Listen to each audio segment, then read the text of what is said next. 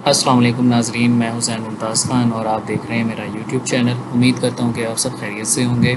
आज हम national cyber crime investigation agency के अंदर जो न्यू कैरियर अपॉर्चुनिटीज़ आई हैं उनके बारे में डिस्कस करेंगे और इसके साथ साथ आपको एनसीसीआईए के बारे में भी मैं कुछ थोड़ा बहुत बताऊँगा कि ये बेसिकली इदारा काम क्या करता है, बना कब था और इसका काम करने का तरीक़ाकार क्या है, प्रमोशन स्ट्रक्चर क्या है इसमें, और इसके साथ साथ जो डिफरेंट वैकेंसीज़ आई हैं उनका पे स्केल क्या है और कितनी कितनी वैकेंसीज़ आई हैं, रीजनल प्रोविंशियल कोटा कितना आया है, और उसके अलावा एज लिमिट और क्वालिफ़िकेशन और एक्सपीरियंस क्या रिक्वायर्ड है, और अगर आपके पास यूनिफॉर्म पोस्ट है तो उसका मिनिमम और फिज़िकल रिक्वायरमेंट क्या है। ये सारी चीज़ें आज के इस वीडियो के अंदर हम डिस्कस करेंगे। तो अगर आप इस चैनल पर नए हैं तो इसको सब्सक्राइब करना मत भूलें और बेल आइकन ज़रूर प्रेस कर दें ताकि आपको इस तरह की इंफॉर्मेटिव वीडियोस पर वक्त मिलती रहें। आइए देखते हैं अपनी इस एडवर्टाइजमेंट को। तो सबसे पहले एनसीसीआईए के बारे में बात करें। एफआईए का साइबर क्राइम विंग हुआ करता था, उसके बाद ये इदारा बना। वो साइबर क्राइम विंग जो था उसको ख़त्म कर दिया गया, तो उसके बाद इस इदारे को बनाया गया और हर इदारा जो है वो किसी न किसी एक्ट के ऊपर काम करता है। तो ये इदारा जो national cyber crime investigation agency है, ये पीका एक्ट के ऊपर काम करता है। पीका एक्ट जो है वो आपके पास prevention of electronic crime act कहलाता है, जो कि 2016 के अंदर आया था, पीका 2016 के नाम से। नेक्स्ट आ जाते हैं जी कि national cyber crime investigation agency बनी कब। तो ये 2024 के अंदर बनी, अप्रैल के अंदर बनी और मई के अंदर ये इदारा काम करने लग गया। और इसके अलावा अगर हम बात करें कि इसका एक डीजी होता है जो कि डायरेक्टर जनरल कहलाता है, और ये पुलिस सर्विस से होता है, सीएसएस ऑफिसर होता है और 22वें ग्रेड का ऑफिसर होता है। और अभी जो फ़िलहाल as a current director general काम कर रहे हैं वो सैयद खुर्रम अली पीएसपी हैं, जो इसको हेड कर रहे हैं एनसीसीआईए को। और इसके साथ साथ अगर हम बात करें कि ये काम क्या क्या करता है, किन किन चीज़ों को डील करता है, तो इसके अंदर जितना भी ऑनलाइन फ्रॉड और फाइनेंशियल स्कैम्स होते हैं ये उन्हें डील करता है। इसी तरह साइबर हैरेसमेंट होती है, ब्लैकमेलिंग होती है, या किसी की आइडेंटिटी को थेफ्ट किया जाता है, हैकिंग हो गई, अनऑथोराइज्ड एक्सेस हो गई, सोशल मीडिया रिलेटेड ऑफेंसेस हो गए, जितने भी आपके पास डिजिटल मीडिया से रिलेटेड क्राइम्स हैं जिनको आप साइबर क्राइम्स के नाम से जानते हैं, ये सब को डील करता है। ठीक है, अब आते हैं कि जी इसके अंदर कौन कौन सी वैकेंसीज़ अनाउंस हुई हैं। तो सबसे पहले तो आपके पास सब इंस्पेक्टर की सीट आई है इसके अंदर, जो कि तकरीबन 48 के करीब आई हैं और मेरिट के ऊपर 4 हैं, यानी पूरे पाकिस्तान से 4 लोग इस 4 सीटों के लिए कम्पीट किया जा सकता है। और उसके अलावा पंजाब के अंदर 20 सीटें हैं ये, और वुमेन के लिए 2 हैं और मिनॉरिटी के लिए 1 है। सिंध रूरल और अर्बन के अंदर टोटल जो ओपन मेरिट पे आई हैं वो 8 सीटें हैं और 1 वुमेन कोटा के लिए है। और केपीके के अंदर 5 सीटें दी गई हैं और 1 वुमेन कोटा पे। बलूचिस्तान में 3 दी गई हैं, एक्सफाटा में 1 है और आज़ाद जम्मू कश्मीर और जीबी के अंदर 1-1 सीट्स हैं। तो ये जी बेसिकली डिवीज़न थी प्रोविंशियल कोटा के ऊपर सीट्स की, जो कि 48 सीट्स की डिवीज़न थी। अब आते हैं कि इसकी एज लिमिट क्या रखी गई है। तो 18 से 25 साल जो है वो इसकी एज लिमिट रखी गई है। इसमें अगर आप 5 साल के एज रिलैक्सेशन को जोड़ लें तो टोटल आपकी बन जाती है 30 साल। तो यानी कि जिन लोगों की 30 साल एज है, जैसे एफआईए के अंदर आपको एज रिलैक्सेशन मिली थी, तो सेम इसी तरह यहाँ पे भी है। तो जिन लोगों की 30 साल तक एज है वो एनसीसीआईए सब इंस्पेक्टर के ऊपर अप्लाई कर सकते हैं। अब इसकी अगर हम क्वालिफ़िकेशन की बात करें तो क्वालिफ़िकेशन में आपके पास सेकंड क्लास या फिर ग्रेड सी की बैचलर डिग्री, जो कि आपके पास पोस्ट या फिर आपके पास हो पोस्ट इंटरमीडिएट एसोसिएट डिग्री, और एक होता है आपका एडीपी। एडीपी के बाद आप करते हैं पोस्ट इंटरमीडिएट डिग्री। एडीपी जो होता है ये 14 क्लासों के बराबर होता है। इसके बाद जो आप डिग्री करते हैं वो आपकी 16 ईयर एजुकेशन होती है, जिसे आप कहते हैं पोस्ट इंटरमीडिएट एसोसिएट डिग्री। तो या फिर आपने बीएस किया हुआ हो 4 साल का। अब किन किन फील्ड्स के अंदर किया हो ये बड़ा इंपॉर्टेंट है। जिसने कंप्यूटर साइंस के अंदर किया हुआ है वो अप्लाई कर सकता है, यानी टोटल आपके पास 16 ईयर एजुकेशन चाहिए। इसके अलावा इंफॉर्मेशन टेक्नोलॉजी के अंदर, आईटी के अंदर किसी ने 16 ईयर एजुकेशन की हुई है तो वो अप्लाई कर सकता है। उसके अलावा साइबर सिक्योरिटी के अंदर की हुई हो, सॉफ्टवेयर इंजीनियर हो, या फिर डिजिटल फोरेंसिक, टेलीकॉम के अंदर, या इलेक्ट्रिकल इंजीनियर हो, या डाटा साइंस, और इसके अकॉर्डिंग इक्वलेंट क्वालिफिकेशन उसके पास इन्हीं सब्जेक्ट से रिलेटेड कोई हो 16 ईयर्स, तो वो अप्लाई कर सकता है। ये इसके लिए स्पेसिफिकेशन है। सिंपल ग्रेजुएशन या सिंपल आपके पास 16 ईयर एजुकेशन पे आप अप्लाई नहीं कर सकते। अगर आपके पास इन सब्जेक्ट्स के अंदर 16 ईयर एजुकेशन है तो आप अप्लाई कर सकते हैं। अब आते हैं इसके फिजिकल क्राइटेरिया। तो 5 फीट 6 इंच हाइट रखी गई है। वुमेंस के लिए 5 फीट 2 इंच है। चेस्ट के लिए जो मेजरमेंट है वो सिर्फ मेंस के लिए जो है वो सिर्फ चेस्ट मेजरमेंट रखी गई है, जो कि 33 और 34.5 रखी गई है, यानी 33 नॉर्मल साइज़ पे और 34.5 जो है वो आपकी एक्सपेंडेड चेस्ट होनी चाहिए। तो ये आपके पास जी मिनिमम फिज़िकल रिक्वायरमेंट रखी गई है। अच्छा, इसके बाद आपके पास टेक्निकल असिस्टेंट है। इसकी 15 सीटें आई हैं, ठीक है। ये इसकी एज भी 18 से 25 साल यानी कि 30 हो जाएगी 5 साल एज रिलैक्सेशन को डालकर। तो 16 ईयर एजुकेशन जो हमने ऊपर वाले उसमें पढ़ी, ठीक है, एडवर्टाइजमेंट की जो क्वालिफ़िकेशन रिक्वायरमेंट थी यहाँ पे एलिजिबिलिटी क्राइटेरिया सेम वही यहाँ पे है, ठीक है। लेकिन फ़र्क क्या है कि यहाँ पे आपके पास 3 ईयर पोस्ट क्वालिफ़िकेशन एक्सपीरियंस भी मांगा गया है कि आपके पास एक्सपीरियंस भी होना चाहिए। आपने डिग्री कर ली, उसके बाद 3 साल का किसी प्राइवेट सेक्टर का, ठीक है, या फिर किसी गवर्नमेंट सेक्टर का, जहाँ का भी आपके पास एक्सपीरियंस है आप अप्लाई कर सकते हैं इसके ऊपर, और इसका कोई फिज़िकल क्राइटेरिया नहीं रखा गया। स्टेनो है, स्टेनो की 8 सीटें आई हैं, ठीक है, जिसमें 30 साल तक आप अप्लाई कर सकते हो। 18 से 25 है, 5 साल एज रिलैक्सेशन है। इंटरमीडिएट इसके लिए रिक्वायर्ड क्वालिफ़िकेशन है, चाहे आपने सिंपल एफए किया हुआ है, चाहे एफएससी प्री इंजीनियरिंग की हुई है या प्री मेडिकल किया हुआ है, आप अप्लाई कर सकते हैं। लेकिन उसके साथ साथ आपके पास 2 जो हैं वो मज़ीद आपको उनकी रिक्वायरमेंट्स को पूरा करना पड़ेगा। लाइक फर्स्ट वन आपके पास है जी, शॉर्ट हैंड आपकी 80 स्पीड होनी चाहिए। ये एक स्पेसिफिक राइटिंग होती है शॉर्ट हैंड, जो आपकी जिसके अंदर 1 मिनट के अंदर आप कम से कम 80 वर्ड्स जो हैं वो लिख सकते हैं, ठीक है। और उसके अलावा आपके पास टाइपिंग स्पीड जो कंप्यूटर के ऊपर होती है वो 40 वर्ड्स पर मिनट होनी चाहिए आपकी। और इसके साथ तीसरी कंडीशन जो है वो कंप्यूटर लिटरेट हो, मतलब उसको बेसिक सॉफ्टवेयर्स आते हैं, MS Word, Excel, PowerPoint, ठीक है। और उसके अलावा जो डिफरेंट कंप्यूटर के बेसिक सॉफ्टवेयर्स हैं उसकी हाउ नाउ हो, उसे कंप्यूटर चलाना आता हो। तो ये सारी स्टेनोटाइपिस्ट की आपके पास एजुकेशन क्वालिफ़िकेशन रिक्वायर्ड है।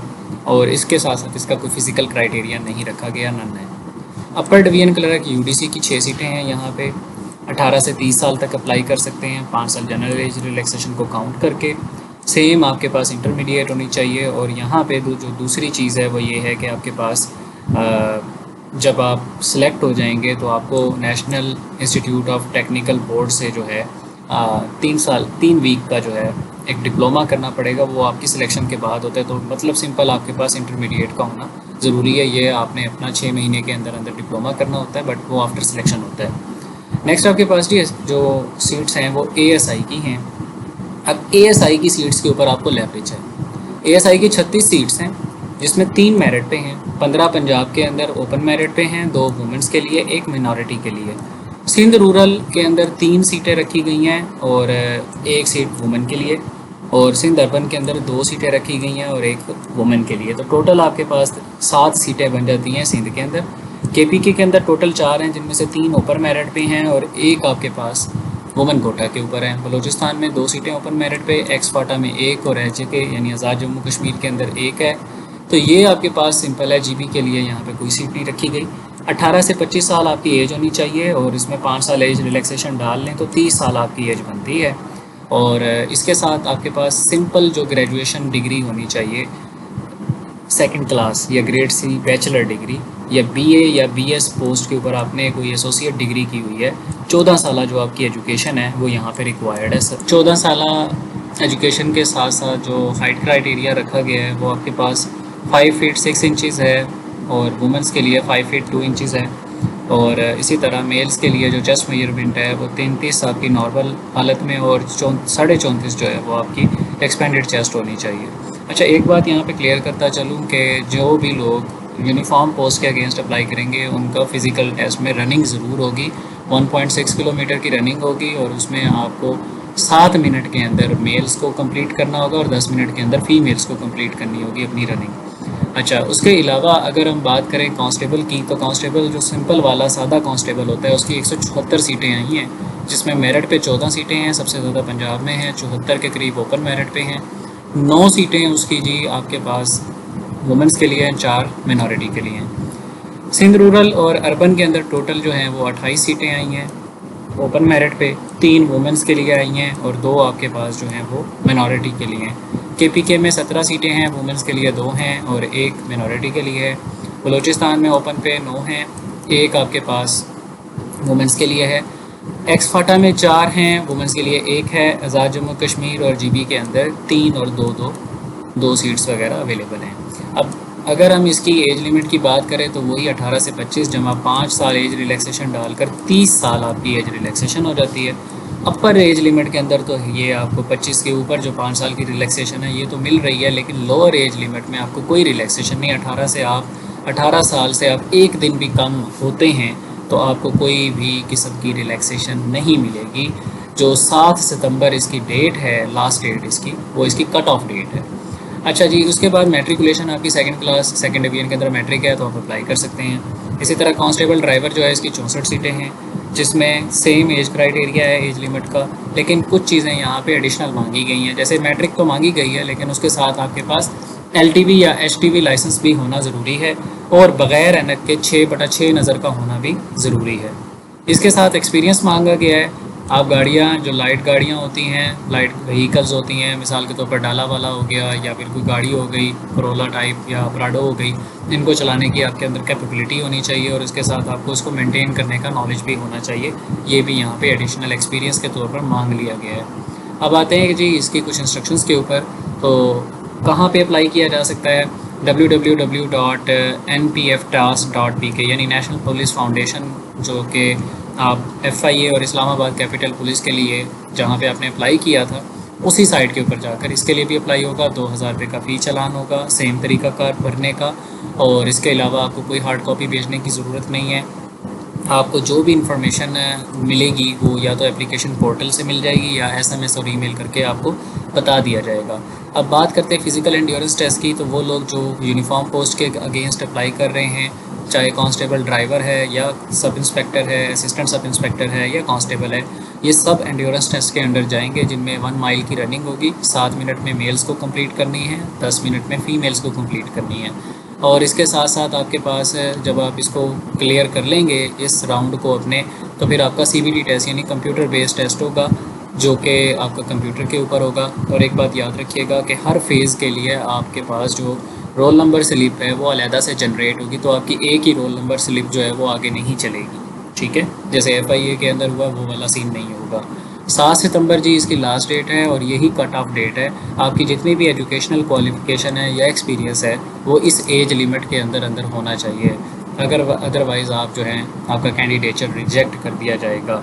5 साल की एज रिलैक्सेशन उन्होंने पहले ही, मैंने आपको बता दिया कि एडवर्टाइजमेंट में भी मेंशन है, और वैसे भी आपको 5 साल की एज रिलैक्सेशन अवेलेबल है। और लोअर लिमिट एज लिमिट जो है इसके अंदर आपको किसी भी किस्म की कोई एज रिलैक्सेशन अवेलेबल नहीं है। जो सिलेक्टेड कैंडिडेट है वो पाकिस्तान में कहीं पे भी पोस्टिंग उसकी हो सकती है। और अगर कोई बंदा किसी इदारे से अप्लाई कर रहा है तो NOC लेके अप्लाई करे। और जो इंटरव्यू के टाइम पे आपको जितनी भी आपकी डिग्रीज़ हैं और सर्टिफिकेट्स हैं उनकी अटेस्टेड कॉपीज़ साथ लेकर जानी है, ये यहाँ पे लिखा है। और इसके अलावा कोई TADA वगैरह आपको नहीं मिलेगा। एक चीज़ यहाँ पे सबसे इंपॉर्टेंट है और वो ये है कि वो लोग जो बेसिकली टेक्निकल असिस्टेंट ग्रेड 14 और UDC upper division clerk grade 11 के लिए अप्लाई कर रहे हैं, आफ्टर पासिंग आफ्टर रिक्रूटिंग, तो उनको नेशनल इंफॉर्मेशन टेक्नोलॉजी बोर्ड से यानी NITB से, जिसका हमने पहले भी जिक्र किया था कि 3 वीक की जो बेसिक ID ट्रेनिंग है वो लेनी पड़ेगी। और अपने प्रोबेशन पीरियड को के यानी जो 6 माह का प्रोबेशन पीरियड होता है उससे पहले उन्हें वो कंप्लीट करनी पड़ेगी और पास करनी पड़ेगी, अदरवाइज़ उनका कैंडिडेचर जो है वो रिजेक्ट कर दिया जाएगा। ये कुछ इंपॉर्टेंट चीज़ें थी जी। अगर आपको किसी भी किस्म की कोई इन्फॉर्मेशन चाहिए तो आप इस नंबर पे हेल्पलाइन पे कॉल कर सकते हैं या इस नंबर पे मेल कर सकते हैं। और अगर आप किसी भी किस्म की कोई मिस इन्फॉर्मेशन देते हैं तो section 420, 468, 471 Pakistan penal code PPC जो है उसके अंडर आपके ऊपर कार्रवाई की जाएगी। उम्मीद करता हूँ कि जी आपको हमारी ये वीडियो पसंद आई होगी, और अगर आपको ये हमारी वीडियो पसंद आती है तो इसको लाइक ज़रूर करें और इसके साथ साथ अपने दोस्तों के साथ भी शेयर करें ताकि ज़्यादा से ज़्यादा लोगों का फ़ायदा हो सके। आपसे नेक्स्ट वीडियो के अंदर मुलाकात होती है, तब तक अपना ख्याल रखें। अल्लाह हाफिज़।